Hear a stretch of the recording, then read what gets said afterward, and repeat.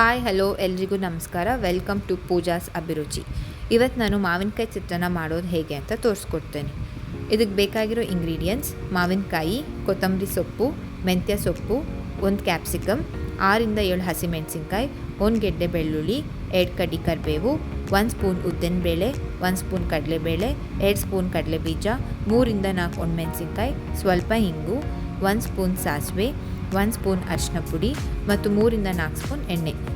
So ಇದನ್ನು ನಾನು cut ಮಾಡಿಕೊಂಡು ಮತ್ತು ಮಾವಿನಕಾಯಿನ ತುರಿದಿಟ್ಕೊಂಡಿದ್ದೀನಿ. ಇವಾಗ ಒಗ್ಗರಣೆ ಹಾಕೋಣ.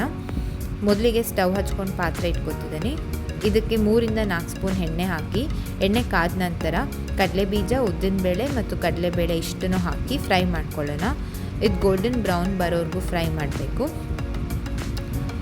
ಸೊ ಬಂದಿದೆ, ಸೆಪ್ರೇಟಾಗಿ ತೆಗೆದಿಟ್ಕೊತಿದ್ದೀನಿ.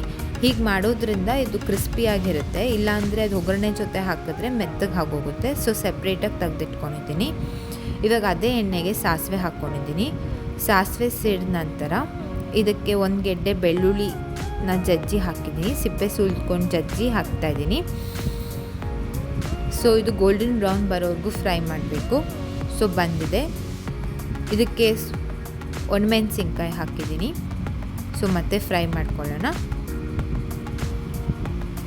ಇದಕ್ಕೆ ಸ್ವಲ್ಪ ಹಿಂಗೆ ಹಾಕ್ತಿದ್ದೀನಿ.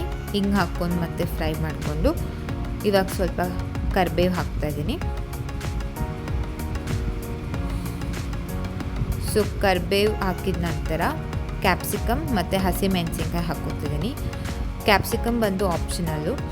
ಚಿತ್ರಾನ್ನ ತುಂಬ ಖಾಲಿ ಅನಿಸುತ್ತೆ ಅಂದರೆ ಕ್ಯಾಪ್ಸಿಕಮ್ ಹಾಕ್ಕೊಳ್ಳೋದ್ರಿಂದ ಟೇಸ್ಟ್ ಸ್ವಲ್ಪ ಎನ್ಹ್ಯಾನ್ಸ್ ಆಗುತ್ತೆ. ಸೊ ಸ್ವಲ್ಪ ಫ್ರೈ ಮಾಡ್ಕೊಂಡಿದ್ದೀನಿ.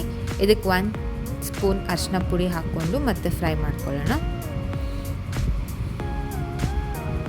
ಸೊ ಇದಕ್ಕೆ ಮೆಂತ್ಯ ಸೊಪ್ಪು ಹಾಕ್ಕೊಂಡಿದ್ದೀನಿ. ಮೆಂತ್ಯ ಸೊಪ್ಪು ಹಾಕ್ಕೊಂಡು ಫ್ರೈ ಮಾಡೋಣ. ಮೆಂತ್ಯ ಸೊಪ್ಪು ಹಾಕ್ಕೊಳ್ಳೋದ್ರಿಂದ ಟೇಸ್ಟ್ ಕೂಡ ಎನ್ಹ್ಯಾನ್ಸ್ ಆಗುತ್ತೆ ಮತ್ತು ಆರೋಗ್ಯಕ್ಕೆ ಕೂಡ ತುಂಬ ಒಳ್ಳೆಯದು. ಆ್ಯಂಡ್ ಕೊತ್ತಂಬರಿ ಸೊಪ್ಪು ಕೂಡ ಹಾಕಿದ್ದೀನಿ. ಕೊತ್ತಂಬರಿ ಸೊಪ್ಪು ಹಾಕಿ ಫ್ರೈ ಮಾಡ್ಕೊಳ್ಳೋಣ. Stove off ಮಾಡ್ಕೊತಿದ್ದೀನಿ.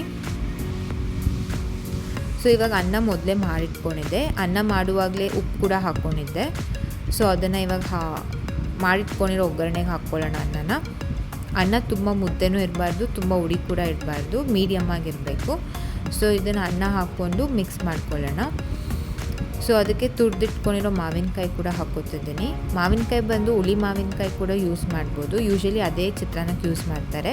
ಬಟ್ ನಾನು ತೋತಾಪುರಿ ಮಾವಿನಕಾಯಿ ಯಾಕೆ ಯೂಸ್ ಮಾಡ್ತಿದ್ದೀನಿ ಅಂದರೆ ಅದು ಸ್ವಲ್ಪ ಹುಳಿ ಮತ್ತು ಸ್ವೀಟಿಶ್ ಟೇಸ್ಟ್ ಕೊಡೋದ್ರಿಂದ ಚಿತ್ರಾನ್ನ ತುಂಬ ಚೆನ್ನಾಗಾಗುತ್ತೆ.